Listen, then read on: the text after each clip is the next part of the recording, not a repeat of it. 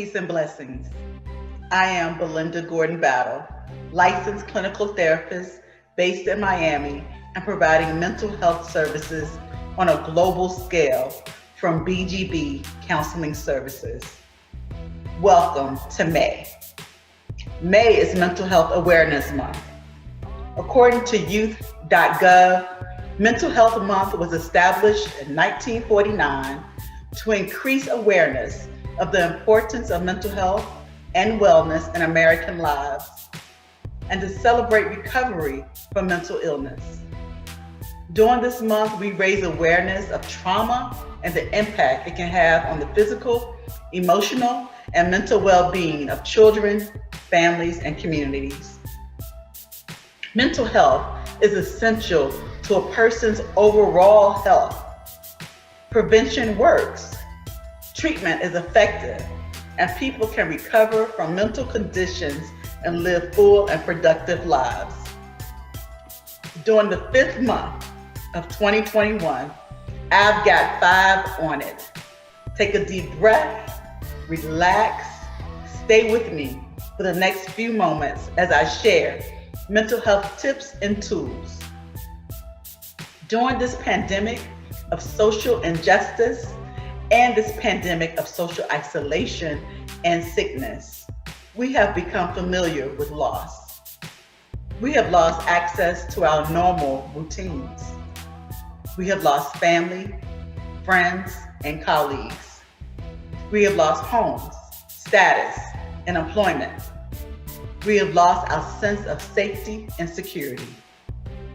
We have had to reassess multiple aspects of our lives. These experiences have had a traumatic impact on our mental wellness. In our effort to create balance and self-regulate emotions, here are 5 steps for the next 5 days. Number 1, take a 5-minute walk to clear your head. Be mindful, be present, be purposeful in your walk. Take mental notes of sounds, smells, sights that enhance your senses. Get some fresh air. Number 2, take a 5-minute run or jog to get your heart beating. Research shows that exercise releases feel-good endorphins, like natural cannabis, in our brain. It also helps to minimize symptoms related to anxiety and depression. Take 5 minutes, go for a run. Number 3, take 5 minutes each morning to identify 5 people that have contributed to your life. Consider their attributes. What makes each of these people significant to you? Take out your phone or take out a pen. Send that person a quick note. Let her know that they mean something to you. Making someone else feel good will make you feel good. Number 4, take 1 minute to reflect on your childhood. Consider things that made you feel safe, secure, happy, loved, positive aspects of your life. Do one of those things for the next few minutes. Incorporate those things into your daily life. Get a jump rope, get a frisbee, get a container of bubbles, go bake something, go on that swing, walk barefoot on the beach, knit something, write, read, relax in a bubble bath. Visualize a safe, peaceful space and then create it for yourself. Number 5, take 5 minutes each evening to journal about your day. Make a gratitude list and write one thing that you like about yourself and one thing that you love about yourself. Turn that list into your poetry of positive affirmations. As we make an effort to create balance in our life, we want to make sure that we use all resources available to us.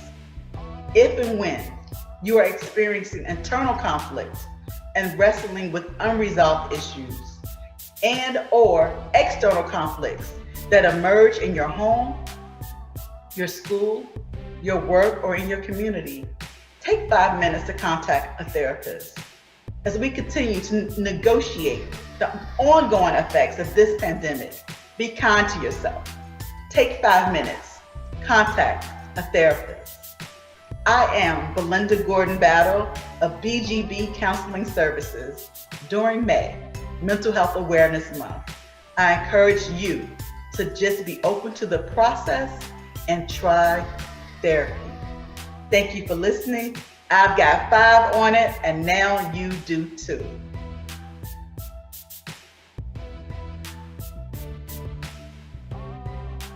Hi, my name is Delphine Jervis, and I am the CEO and founder of Breakthrough Care and Resource Center.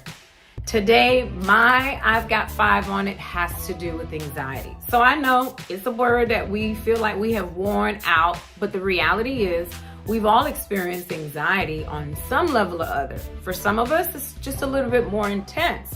For those of us who know that anxiety can be a good thing, it's what helps us complete projects, complete papers, keep up with deadlines.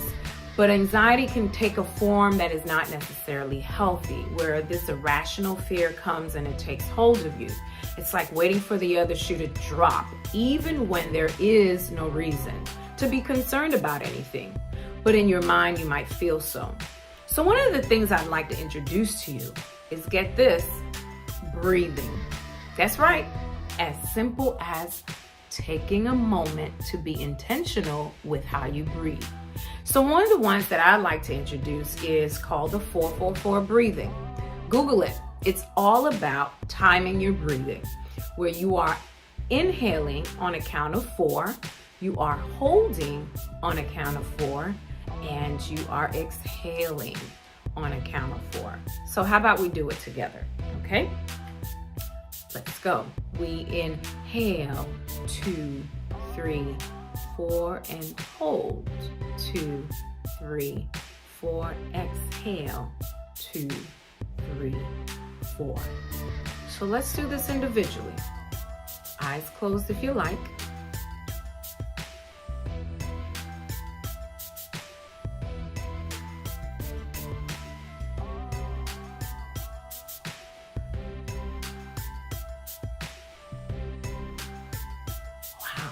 What we've just done there is given our brain a different message. While before our brain might have been saying, emergency, emergency, emergency, now it's like, whoa, wait a minute, chill, take a moment, it's not that serious. All by taking our time to breathe. Another thing that I'd like to introduce to you, especially when your worries just have no place to go, no outlet, I'd like to introduce you to what we call designated worry time. And this is an opportunity for you to just set aside 15 to 30 minutes per day, preferably in the morning or in the afternoon. You never want to do this at night because, look, you got to go sleep in peace. But if you do it in the morning or the midday, you designate 15 to 30 minutes where you are literally brain dumping all the things that have just been rolling around in your mind anyway. How the bill's gonna get paid, all these activities for the kids, what are we gonna do for the summer, our student loans gonna get paid off, how's this job gonna be next quarter, what are we gonna do when we go back to school, and are we moving, are we staying, all the things that are not off the wall things, but just our typical worries of the day. Just put them on paper, designate some time, not to fix anything, but just to grant yourself that time to just dump it on paper, write it all out, put it on your phone, or speak it out on a voice memo, however way you want to do it. And at the end of it, think about an affirmation that goes like this: I have nothing to worry about. I choose to focus only on what I can control. So once you're done with just writing out all these worries, you can say, I have nothing to worry about. Affirming yourself and saying, I choose to focus only on what I can control. Whether it is breathing, journaling, whether it is aromatherapy, including things that just brighten up your senses. I want to encourage you to take a moment, try something new to help you minimize on the worry, minimize it on the anxiety. Are they going to go away? No. Your bills will be here tomorrow. These concerns will be here, but you will definitely have better tools on managing them. My name is Delphine Jervis, and this has been my I Got 5 on it.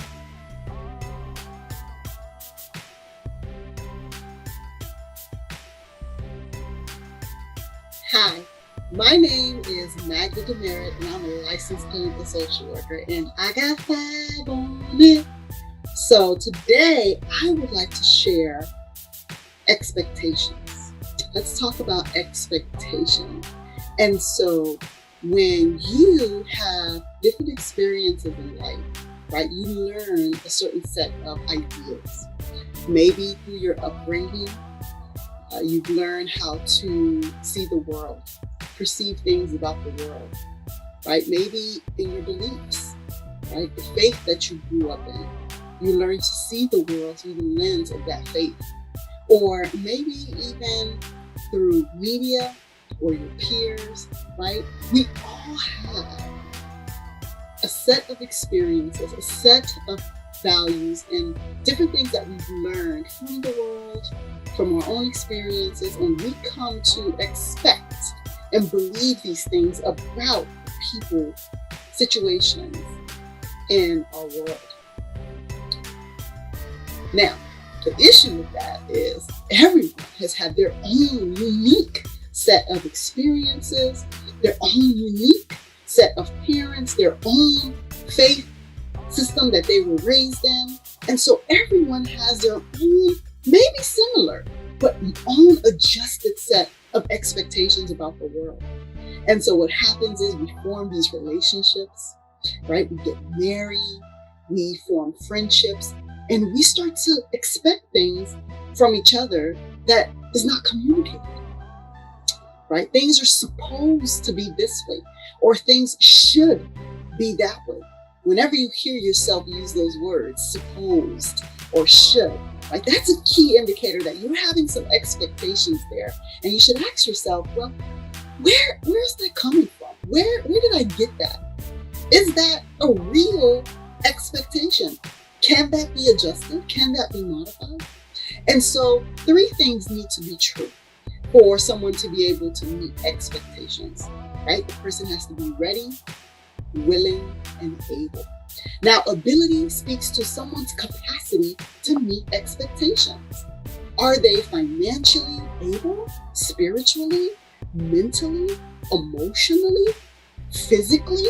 Can they meet the expectations that you've set, right? You wouldn't expect that someone who came from working a shift from 8 to 5, maybe lifting bricks all day long, to come home and help you move furniture, right? That's a physical inability. We have to be mindful of that. We have to make modifications and adjust our expectations. Readiness speaks to someone's capacity to know and be informed of your expectations. Did you tell them? Did you communicate them? Or are you hoping that somehow they're reading your mind and they just know that that's what you want, right? And so if you've shared with them what it is that you want, right? You've made them ready and they don't have any physical, emotional, spiritual, mental limitation that's keeping them from meeting expectation, well, the only thing left is whether they're willing. And so if all those other things are in place, then are you willing to meet the expectation? And if not, you as the person having expectations need to make some adjustments. Either change the expectation, let go of the expectation, or maybe let go of the person, right? Because certain things are valuable to us and certain things we hold true and we desire that these expectations be met. So I'm not saying to you, don't have expectations. I'm saying make sure that the person is able, make sure that they're ready, that they know what it is that you want from them, that they know what it is that you expect of them, and hopefully that they are willing to meet those expectations. Thank you for listening. I appreciate sharing with you, and I hope that you guys have a wonderful afternoon or day or night whenever you're watching this. Take care and be well.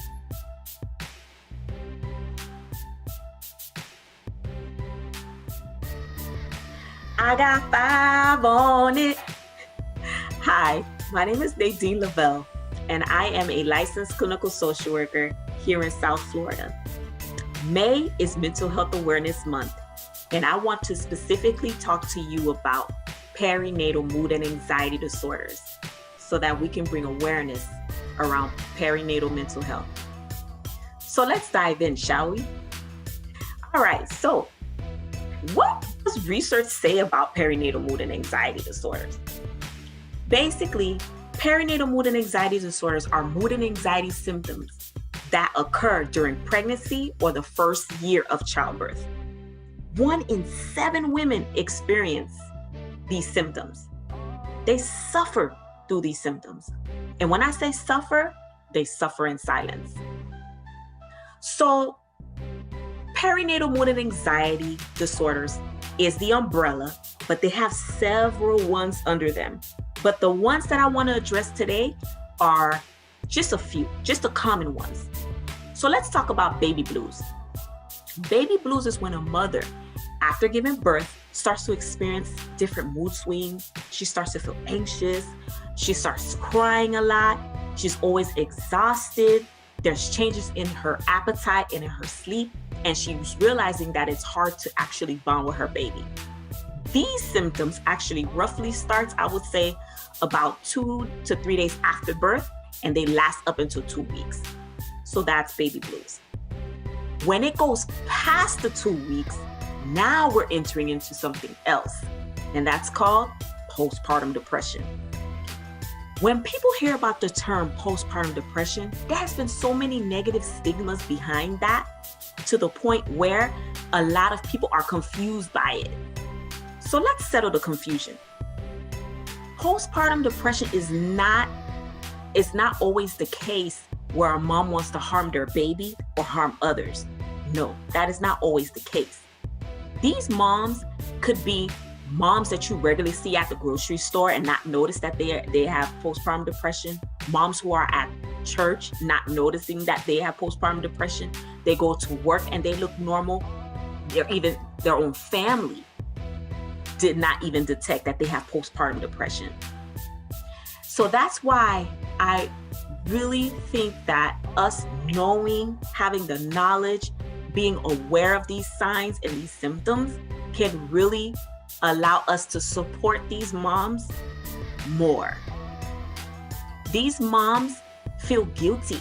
They feel ashamed that they still have these same exact feelings that should have been done.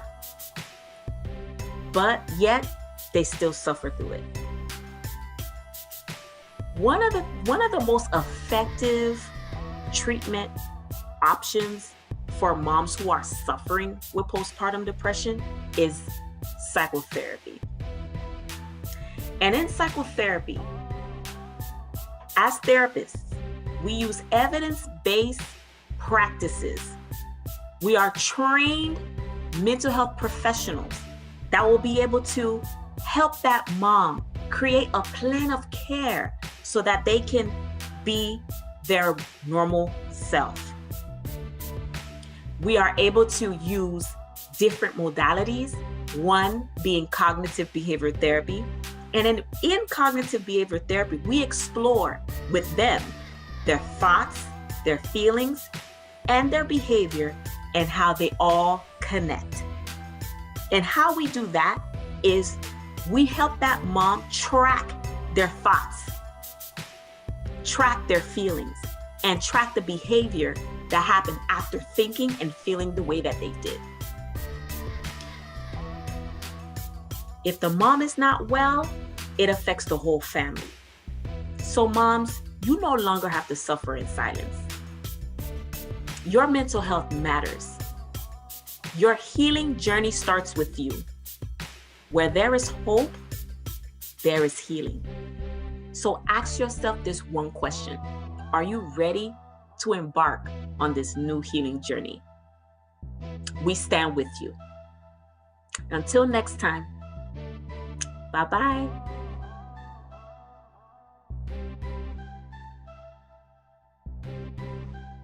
Hello, you. Yes, Rockstar you. It's a pleasure to make your acquaintance. My name is Sophia Griggs, and I want to talk to you about the month of May. May is Mental Health Awareness Month. So what better time to be able to talk about self-care? And I have 5 tips to share with you. I've got 5 on it. So tip number 1, get to know you. When was the last time you checked in with yourself? Things you've grown from, things you've grown into, things you need to remove, things you need to insert, people you need to remove, people you need to keep. Talking about what it is that is helping you grow and flourish to meet your goals, your wants, and your needs. Next, get yourself an accountability partner, whether that's one or more than one. But you want someone who is going to be genuine, real, and authentic with you. You want somebody basically who's going to keep it 100 with you. And make sure that if you're asking somebody to keep it 100, you're ready to receive what that 100 is. Because what you want to be able to do is to allow yourself to be able to be in a safe space to talk about those things that you yourself need to fine tune. Sis, bruh, whoever that is in your circle, you want that individual to speak to you, not just what it is that they like, but what it is that you can also work on. Thirdly, when was the last time you did things such as being a kid? Even though we're grown up, even though we're maturing, but I think in the world of being a kid, there's something about a spirit of freedom, no inhibitions, no holds barred, running through a sprinkler with your clothes on, drinking juice in a wine glass. Just something that is just out of the norm, something that may be unexpected, but something that re-engages you with being a kid. Also, check your energy gauge. You want to be able to check how much energy you have left before you give all of that to someone else. Just as your car needs fuel, especially when you know that you're driving when that fuel light is going to come on. You don't want to be in that space where that's what you're giving to people all the time. So you want to be able to check your fuel gauge. You want to be able to give all of you in a space where someone or something is deserving all of you. And lastly, don't be afraid to evolve. Don't be afraid to second guess. Don't be afraid to fear. Don't be afraid to doubt, but don't allow those things to cripple your growth. Because the only person that can maximize your growth is you. This is May Mental Health Awareness Month. And yes, you may be a kid.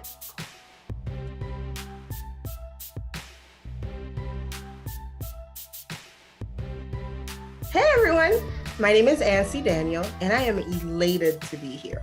Why, you may ask? Well, because I have 5 on it. What is that? Well, I have 5 ways to get out of your head because guess what? May is Mental Health Awareness Month. So let's get started. Number 1, stop criticizing yourself. You know, we have become our worst enemies. We've evaluated each and every word we've said, each and every steps and actions we're doing. We go under that microscope and we look at every fiber of our being. However, we wouldn't do the same for others who's wronged us. But here it is, we're sitting there and making sure that we are feeling all the brunt of it all and blaming and criticizing and just all of it. Stop it. At this point in time, it is time for us to realize that we deserve grace too.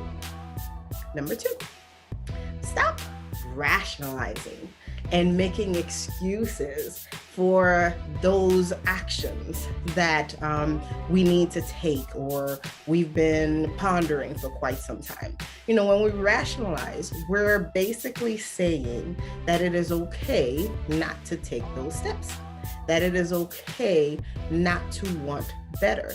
And you and I both know that's not okay. We want better and we deserve better because guess what? You deserve better. So we need to stop rationalizing. We no longer want to continue to just make excuses just to make excuses. We want to be making sure that each and every step is met with purpose as we move forward throughout this month and beyond. Number 3, stop the fear. Stop being so scared. One of the things that I find all the time is we're afraid to take these steps because we are fearful of what's on the other side, where everything that we desire is on the other side of fear. So that means we must go through it. We can't go around it. We can't skip it. We have to go through it. So it is okay to be fearful, but we can't allow that to stop us. We must strategize. We must create ways that we want to continue to not allow this fear to cripple our actions, to cripple our movement that we want to take, because we don't have time for that. Number 4, learn when it is time to call the troops. Who are the troops? Mentors, coaches, clergymen, your girlfriends, your guy friends, whoever it is that values you as much as you value them. They will give you a good ear to listen and process with you and are there. This is not a one-sided relationship. If it's a one-sided relationship, they're not part of your troop. So we want to make sure that we know who those troops are, so we could continue to grow in them and learn when to call them so they could see and provide that proper support that you deserve. And number 5, you want a new you, right? Well, guess what? In order for you to get a new you, you have to set the goal to prepare for the growth. I know, there's 1,000 things that you could be doing, but listen, you are number 1 and you deserve it. So new you equals growth. Let's set those stones. What are those goals that you thought 2021 was going to be like? Or those goals that rolled over from 2020? It's okay. So what are they? Let's strategize. Now let's figure it out what it is that we want and the small little steps that we could take to get to that proper growth. So all it's about is creating it just like it is Legos. When you look at the little Lego, they're small, but as you start snapping them together, they create a structure. They grow. So let's grow together. I've told you my 5. What are your 5?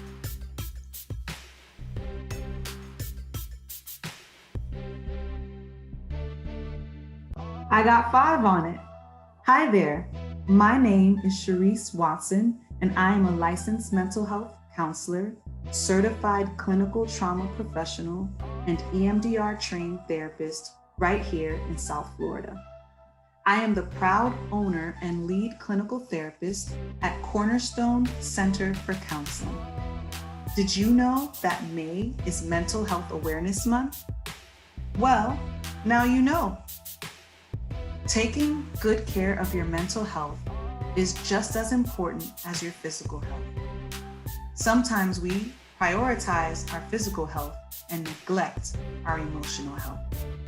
With the help of a licensed clinician, you can learn many tools and strategies to improve and maintain your emotional health and wellness. Surviving a pandemic comes with many unexpected challenges and changes. It is inevitable to encounter change and transition throughout your life.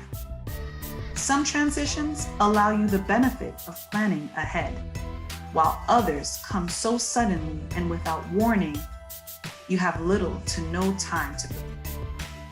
During this pandemic, many people faced swift transitions which impacted many areas of their lives, such as their job status, income status, housing, health, parenting, relationships, education, and so much more.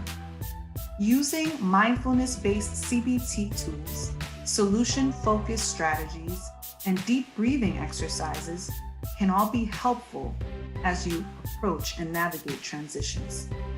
When you're facing a transition, all you have to do is think SAP. What is SAP? Well, it stands for Step Back, Assess, and Plan. When you face a transition and you start with taking a step back, that will help you to relax, to pause, and kind of gather yourself. I'm going to demonstrate one way you can take a step back with a deep breathing exercise, a mindfulness breathing exercise rather. You can join in with me to learn how. First, notice your body. Notice if you're holding tension anywhere throughout your body and try to release it. You can adjust yourself and get in a comfortable position, whether it be sitting or standing position. I want you to focus all your attention on your breath. Notice if you're taking deep or shallow breaths. Notice your inhale and your exhale. Notice your chest rising and falling. Let's take a deep breath in together. Ready?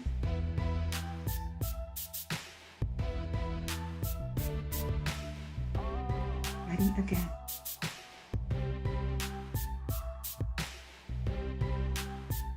If your mind starts to wander, that's okay. Just try to bring your attention back to your breath. That's how you take a step back. Second, when you're facing a transition, it's going to be really important to assess. Assess the circumstances leading up to the transition, consider the major and minor details of the transition, and identify what factors are inside and outside of your control. You're going to want to pay more attention to the ones that are in your control, because those are the ones you can manipulate and address. And you want to just ignore those that are outside of your control, because it is what it is. Third and lastly, plan. Think through the who, what, where, when, how of the situation. What are you going to do? Who do you need to talk to? And gathering this information will help you to accomplish a smooth and successful transition. Don't forget, May is Mental Health Awareness Month, and I got 5 on it. Thank you for listening.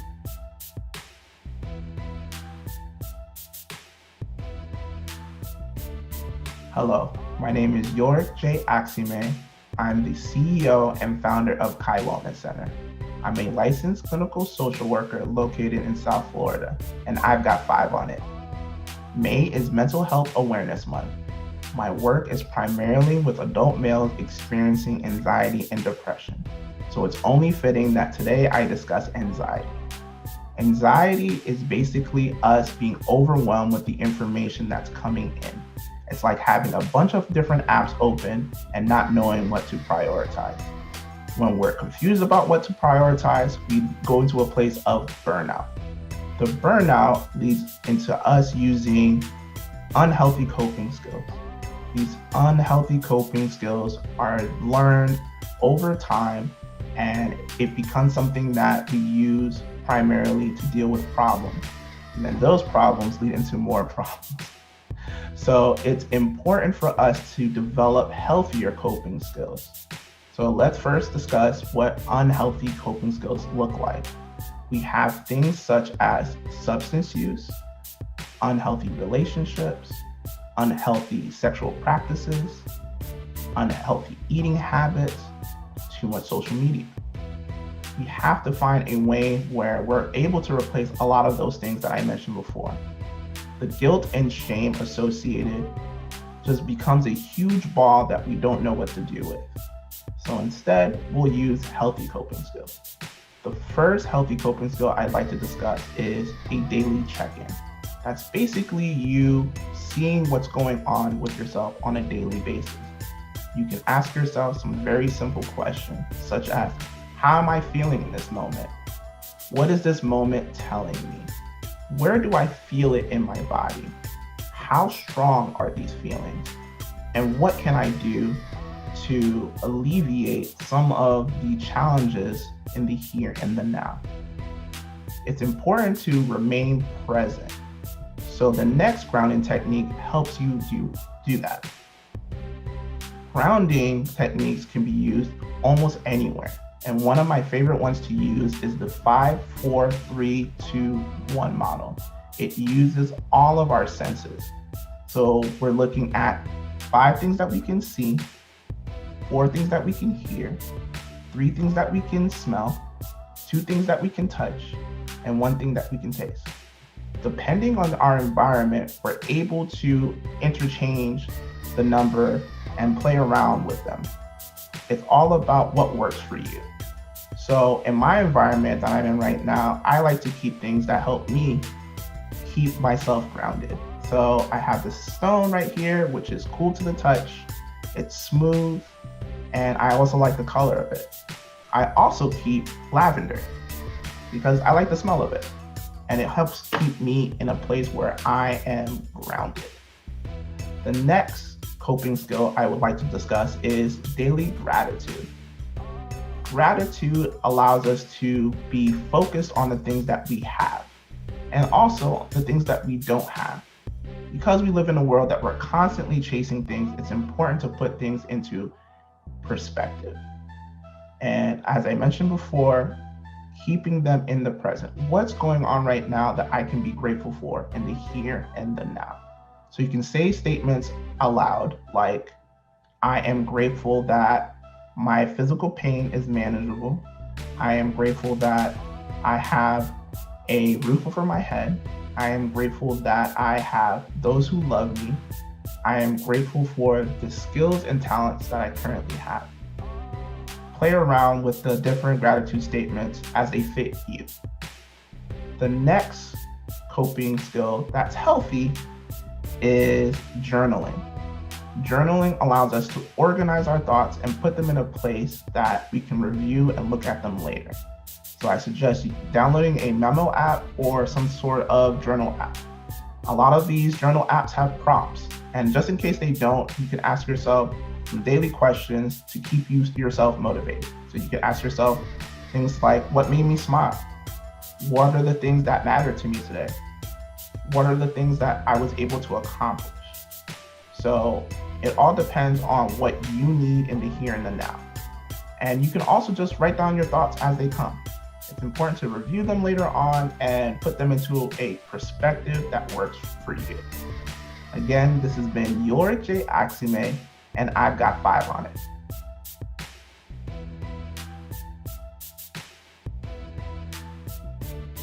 Greetings. I'm Melissa Brainin, licensed clinician in South Florida. May is Mental Health Awareness Month. So thank you for joining us on today's topic of improving your mental wellness and happiness.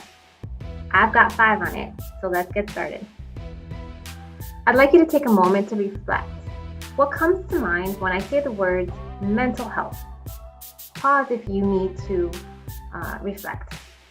Now think about the word happiness and consider, how do these two concepts, mental health and happiness, connect in your life? If you think about your mental wellness and happiness, not as a final destination, but as a living continuum, then you realize that you do not check a number box. For example, my wellness is at a 4, and that's where it's going to stay for my life, because that's not how it works. Your mental wellness is always evolving because you are always evolving. And so where you fall on this continuum may change from day to day, and that's okay. What's important is that you're practicing self-awareness and that you're checking in with yourself on how you're doing so that you can maintain a healthy level of mental wellness. There are strategies to help us to increase our sense of fulfillment. They're strengthen our skills, our relationships, and many other areas of our life to improve our quality of life. And there's even strategies to help us to increase our level of happiness. Research shows that there are 3 factors that determine our experience of happiness. The first is our genetic set point.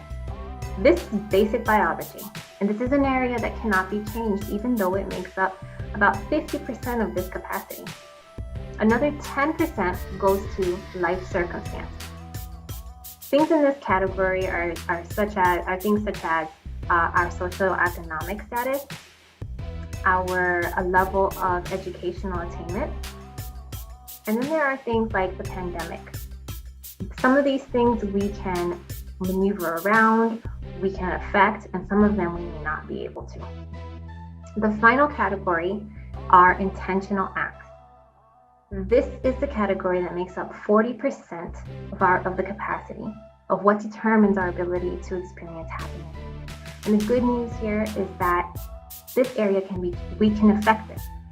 So intentional acts are things that we can do to change, to grow. It's the way we think, it's the attitude that we have, the goals that we have. And so this is the area that we want to focus on. I'm going to share with you 2 research-based practices that have shown to increase levels of happiness. The first is 15 minutes of cardio. 15 minutes of cardio is proven to change your body chemistry and have an antidepressant effect. So we know that cardio is great for your physical health.